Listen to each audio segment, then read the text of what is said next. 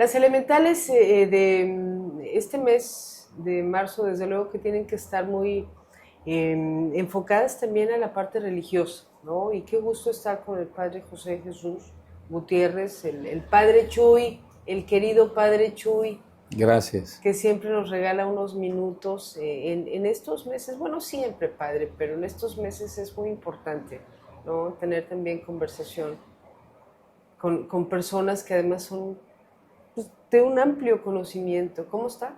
Bien, gracias, Connie. Saludos a todos tus colaboradores y a toda la gente que nos escucha y con gusto de participar en este nuevo proyecto. Oiga, Padre Chuy, Semana Santa para ustedes es una semana de muchísimo trabajo. Mucha actividad, especialmente en la parte que implica los ritos, las celebraciones litúrgicas, pero especialmente de atención a la gente. Vivimos un tiempo en el cual la gente está en una eterna búsqueda, como siempre ha estado, ¿no? Pero ahora tú haces clic en el internet y hay muchas preguntas. Y son las preguntas elementales, las preguntas básicas, las preguntas filosóficas, entre ellas la pregunta espiritual. Las preguntas filosóficas son ¿quién soy, de dónde vengo y a dónde voy? Y la parte espiritual responde a esta última pregunta, ¿a dónde vamos? ¿De dónde venimos? Bueno, ya tenemos mucha información, estamos en la era, tenemos en la era de la información un sinfín de respuestas. La era de la información te ofrece en un clic 8.472 respuestas o 8 millones o 20 millones de respuestas. El detalle es que no nos alcanza el tiempo para leerlo, pero información hay. Tal vez lo que hace falta es hacer clic en el lugar correcto. Buena parte de la confusión que trae el ser humano hoy es porque estamos sobresaturados de información. En los medios periodísticos está la infodemia, ¿no? Es demasiada información. En los medios espirituales hay demasiadas sectas en la religión. En los medios políticos hay una dispersión y una confusión en la ideología, entonces cambian de un punto a otro, ¿no? Y en el punto religioso, la respuesta correcta a tu pregunta de sufrimiento, de alegría, debe de ser en el lugar correcto, porque de lo contrario entras en un camino que no tiene salida. Y cuando entra uno como decían los griegos, al laberinto del fauno, pues te persiguen tus demonios y te arrinconan y ahí truenas. Entonces la depresión y la tristeza está aumentando y el suicidio. Sí, claro. Pero, a ver, Padre, estamos tratando, por ejemplo, de, de platicar con José de Jesús en el sentido de que, bueno, sí, efectivamente está usted inmerso en una gran responsabilidad, pero también implica mucho esfuerzo y mucho trabajo, ¿no? Entonces, en esta semana o en estos días que están transcurriendo, ¿hay más carga de trabajo? ¿Se levanta más temprano? ¿Termina más tarde el día? ¿Hay más necesidades de la gente?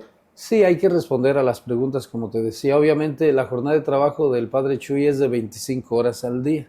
Una niña me dijo que el día tiene 24 horas y yo le contesté, como decía mi abuelita, pero le quito 1 hora al día siguiente y así me la voy llevando. De hecho, la vida nos debe unas horas de sueño, ¿no? Claro. Pero también mi abuelito decía que hay que trabajar hasta el agotamiento de tal manera que puedas merecer tu descanso. Y así puedes descansar a gusto. También decía, también decía a descansar al panteón. Claro. Y que bueno, usted es un hombre con mucha energía, no sé qué coma. Oración, la oración, la fuerza de Dios, el amor de Dios. Cuando uno no tiene a Dios, viene el desaliento. Cuando uno tiene a Dios y has hecho esa experiencia del amor de Dios, tienes energía. Las mamás tienen mucha energía cuando tienen amor de madre. Y si le añades el amor de Dios, tienes doble energía.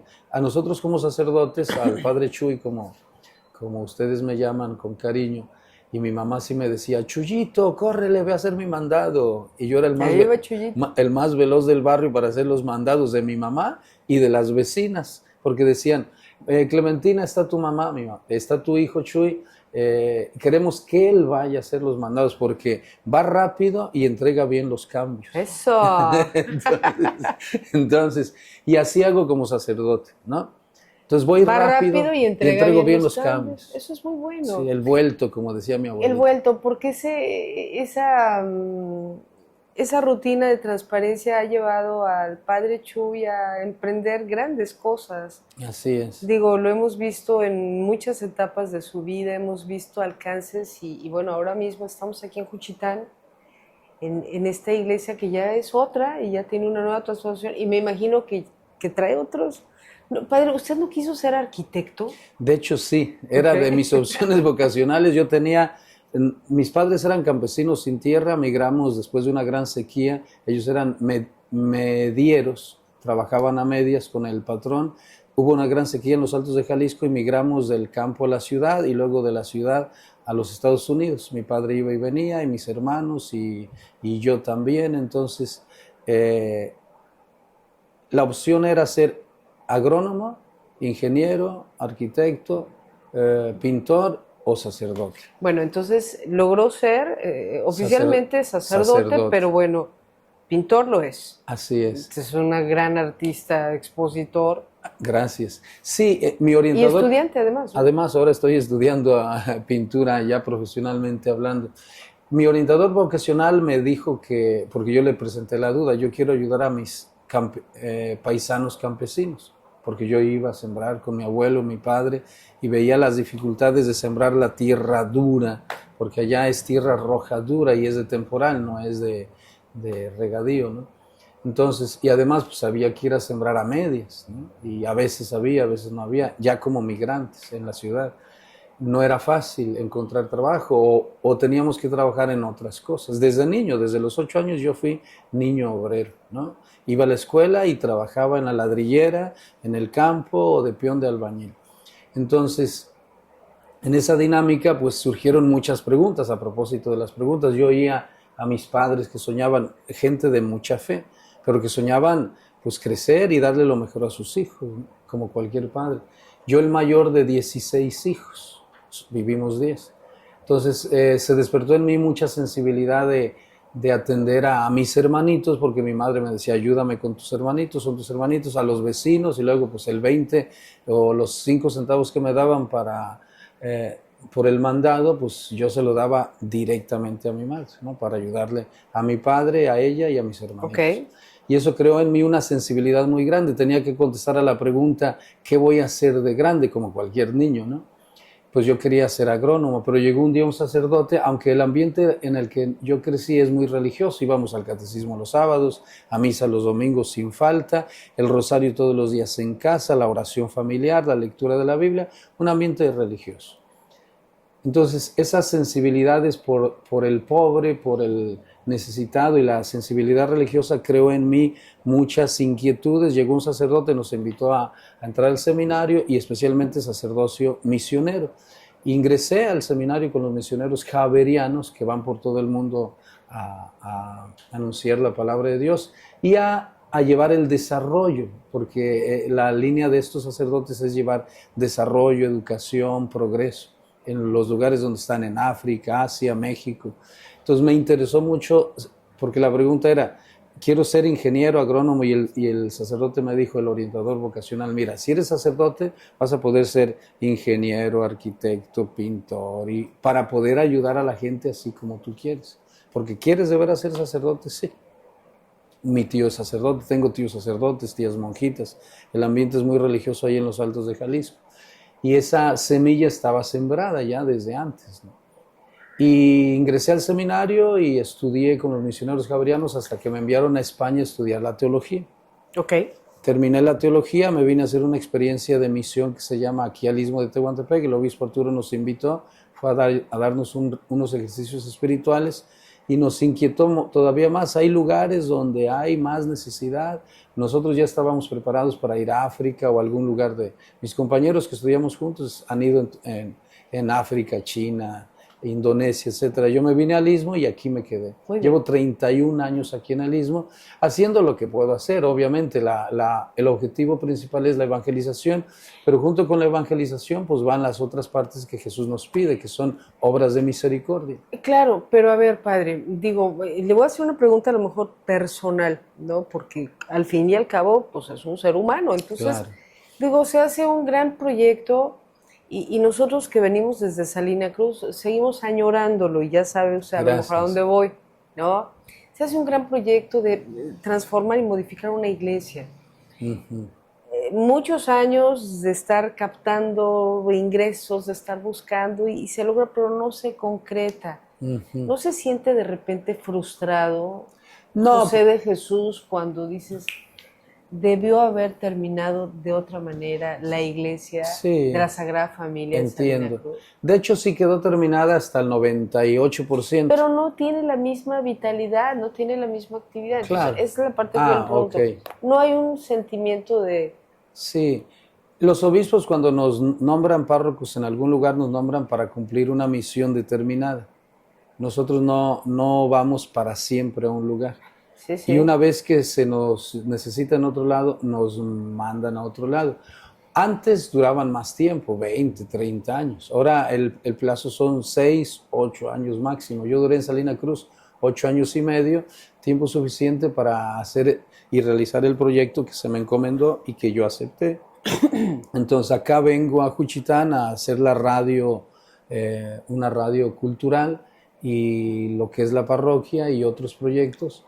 Entonces, sí, para nosotros como sacerdotes, la necesidad de un lugar, de una persona, de un espacio y de la seguridad de una vida, pues es como la de cualquier persona, ¿no? bueno, pero a ver, usted llega, por ejemplo, vamos a dejar Salina Cruz, ya entendí. Ujú. Llega usted a Juchitán, inmediatamente empieza a A pintar, a trabajar, claro. trabajar, a modificar.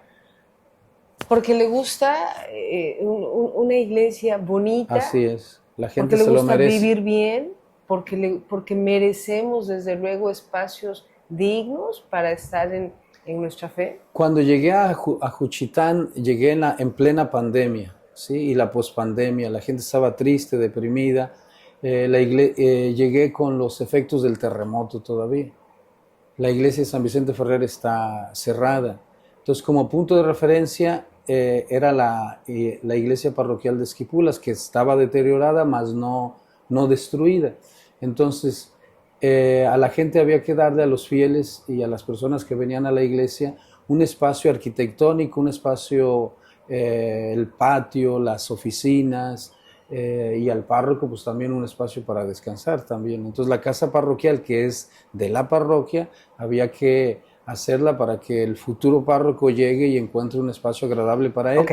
y a la gente, porque psicológicamente la gente estaba afectada y el síndrome postraumático estaba dañando mucho a las personas. Entonces había que darle un espacio arquitectónico religioso que los animara. Tú pasas por frente de la iglesia de Esquipulas, voltea la gente hacia las torres pintadas, decoradas, y el puro color los anima. Claro. Entonces yo me propuse, aún con préstamos, porque hasta diciembre de hace unos meses terminé de pagar lo que pedí prestado para trabajar. En 4 meses restauramos todo.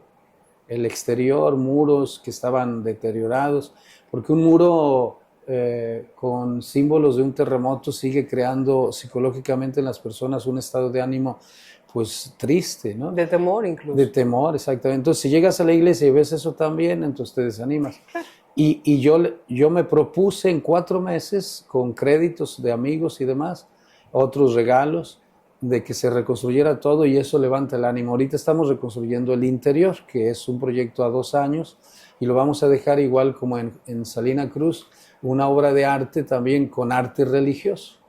Padre, hacen falta sacerdotes jóvenes con este ímpetu, porque, bueno, yo generalmente escucho que están haciendo el llamado pues, a la gente joven a sumarse, Claro. ¿no? A estudiar, a prepararse. ¿Hay respuesta o no la hay? ¿Están en crisis de alguna manera, cuando menos en estados como Oaxaca, los El sacerdotes? mundo está en crisis y todas las religiones están en crisis. Los monjes budistas ya no entran como antes. En las iglesias protestantes tampoco hay gente que se consagre. Y en la iglesia católica hay más crisis porque la consagración como sacerdote o misionero es de por vida y tienes que ir a la vanguardia. O sea, la gente ya no quiere. Sí hay algunos, ¿no? Pero estamos en crisis por la siguiente razón. Estamos en un mundo en el cual la cultura consumista y hedonista está atrapando a los jóvenes. Entonces el joven quiere lo inmediato, lo rápido. Y se lo Y pregunto. como esto es un compromiso para toda la vida, dice, no, esto es mucho sufrimiento. Aparte, pues como hay una persecución contra lo religioso, del color que sea, entonces muchos le temen a la persecución, al reto de seguir a Jesús con lo que implica, porque al mismo Jesús lo persiguieron. Y se lo quiero preguntar por lo siguiente. Bueno, desde hace ya algunos años y actualmente la tecnología nos sigue rebasando. Vemos muchas series, películas, ahora en Semana Santa, pues más, ¿no? Pero de repente vemos a las redes sociales, ¿no? Con diferentes, incluso la inteligencia artificial que te Sí. habla, ¿no? de mensajes, que Dios te habla, con diferentes salmos, proverbios, bueno, qué creer y qué no creer, porque la juventud está completamente llena de esta tecnología, pero no de acercarse, por ejemplo, a estudiar o a formar nuevos sacerdotes. Eso es lo que quiero saber. Sí, pero estamos en el mismo dilema antes de que aparecieran las tecnologías. El ser humano estaba buscando y había chismes, rumores, difamaciones. Siempre han existido desde la antigüedad, ¿no? En la Edad Media o en la época arcaica.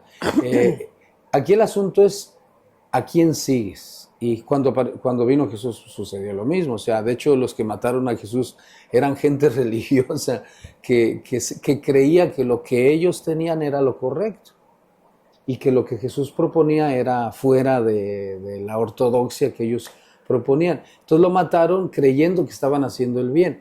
Pero Jesús se mantuvo firme, resiliente, resistente, y sus discípulos, uno lo traicionó, pero ese pequeño grupo se mantuvo firme y fue el que mantuvo. Siempre va a haber un pequeño grupo. El pueblo de Israel también en la antigüedad fue un pequeño grupo, le llamaban los Anahuim, el pequeño resto de Israel, los que se mantuvieron firmes a la alianza con Dios. Los demás, pues les ganó el mundo, por llamarlo de una manera, el mundo pagano de la época. Todos los pueblos vecinos tenían cultos a Baales, a Astartés, el culto a la fertilidad, al licor, al sexo, el culto al dinero, a la guerra, etcétera, ¿no? Entonces, pero ese pequeño resto de Israel se mantuvo firme en un principio. Obviamente que seguir los principios de Dios no es fácil, porque son 10 mandamientos, Sí, sí. hay disciplina, etcétera, hasta en la casa sucede, ¿no? Pero en el caso de los jóvenes que quieran entrar al seminario para ser sacerdotes, son pocos. Sí los hay. De hecho, hay lugares donde si en una parte se está pagando la vocación, en otros lugares se está encendiendo. En mi región, pues el seminario está lleno de jóvenes. De hecho, de los Altos de Jalisco, de la diócesis de San Juan de los Lagos, de Guadalajara, salen misioneros para todo el mundo. Ahora, regresando, por ejemplo, a redes sociales, ¿qué creer, qué no creer? Correcto. Digo, Entonces, seas gente joven o no, de repente te atrapa, pero incluso, Padre Chuy, pues ni siquiera sabes si es de alguna religión protestante, evangélica, cristiana. Claro, o de otra. Hay una guerra en sí, redes pero sociales. son estrategias de confusión para captar pues a gente ingenua, a gente... mi abuelito decía que hay gente para todo, ¿no? O sea, y todo mundo, pues el merolico que vende crema cura todo allá en Chilangolandia, pues él quiere sacar su día, ¿no? Y la crema, pues nada más es, decía mi abuelita, cebo de vaca con mentol y el que cayó, cayó. Entonces, siempre va a haber propuestas, pero ahí está la parte de lo que decíamos al inicio. El ser humano siempre va a buscar, entonces tú tienes que discernir. San Pablo en un texto de la Biblia dice, pues conozcan todo y quédense con lo bueno. Estamos ahorita en la era del conocimiento y la información, una gran oportunidad para la humanidad.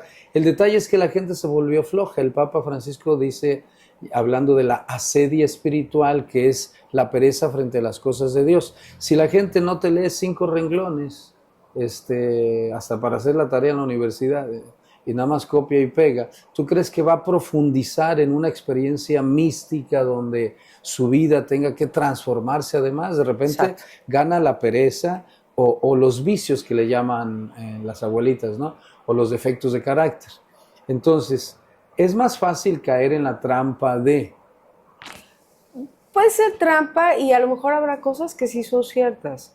Realmente hay clips de videos sumamente llegadores, Sí, esperanzadores, que sí, te animan sí. a estar en fe, que te animan a recordar la importancia, ¿no? O Sí, sea, no, todos producimos, yo también produzco videos, ¿no?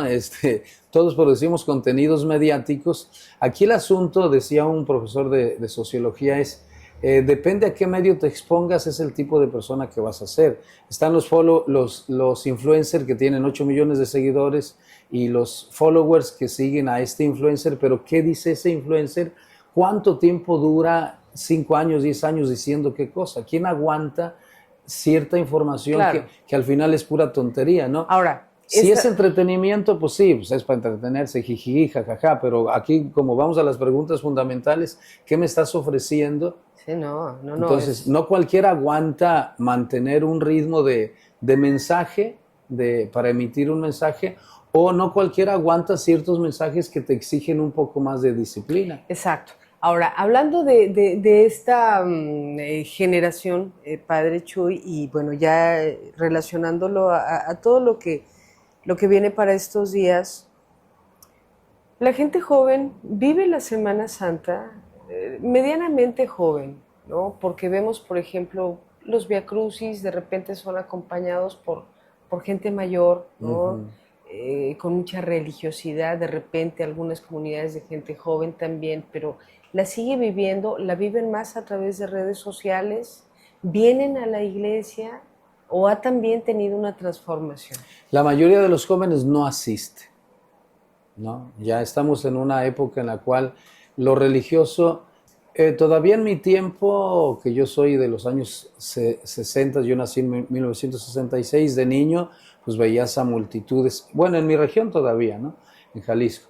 Pero en el mundo, por ejemplo, escuché un dato de Radio Vaticana de un periodista que decía que Italia y Francia y España, que eran países supercatólicos, el ateísmo pragmático entre los jóvenes es casi al 100, ¿no? El ateísmo pragmático, aunque algunos se digan religiosos, pero pragmáticamente no participan en las liturgias, en las celebraciones de Semana Santa o dominicales.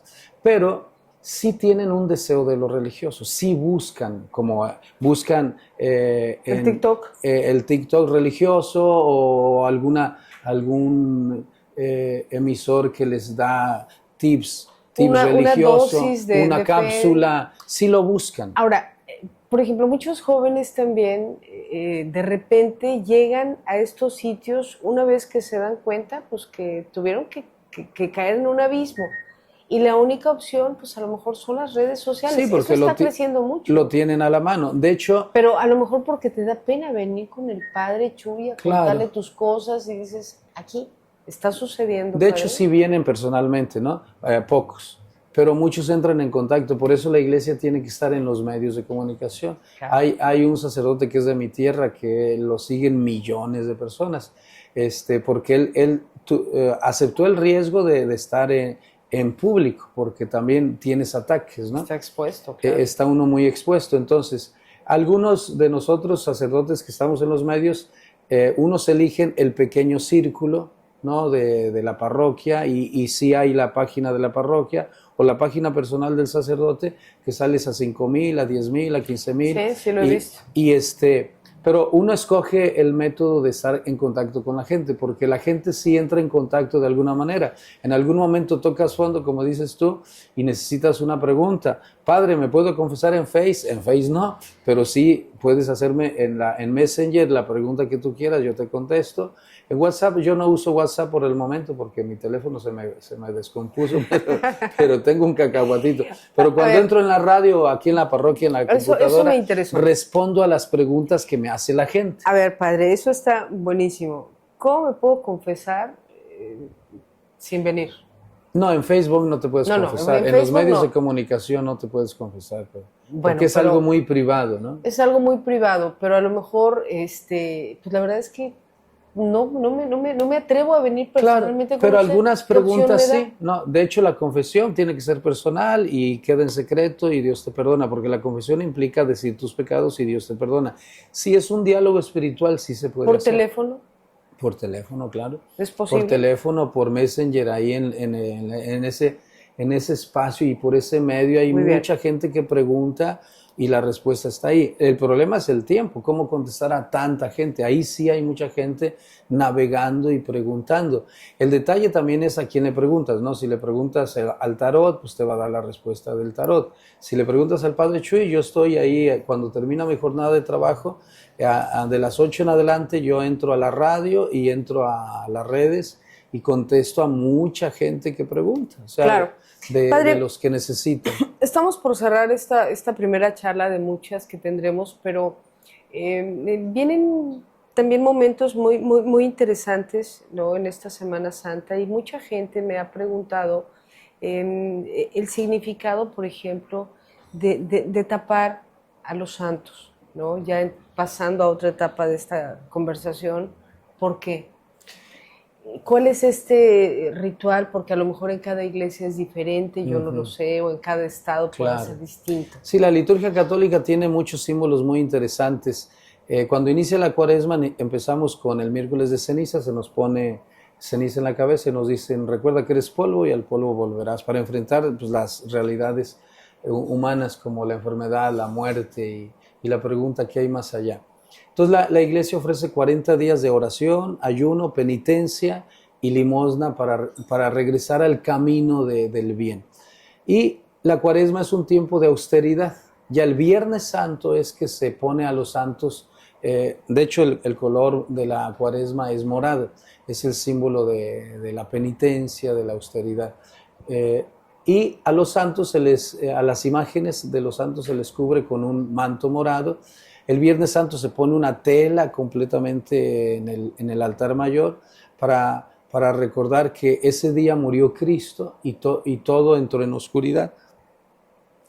Y Él desciende a la tumba, pero resucita. Y el sábado de gloria todo es luz, flores, agua bendita, cantos, alabanzas, campanas.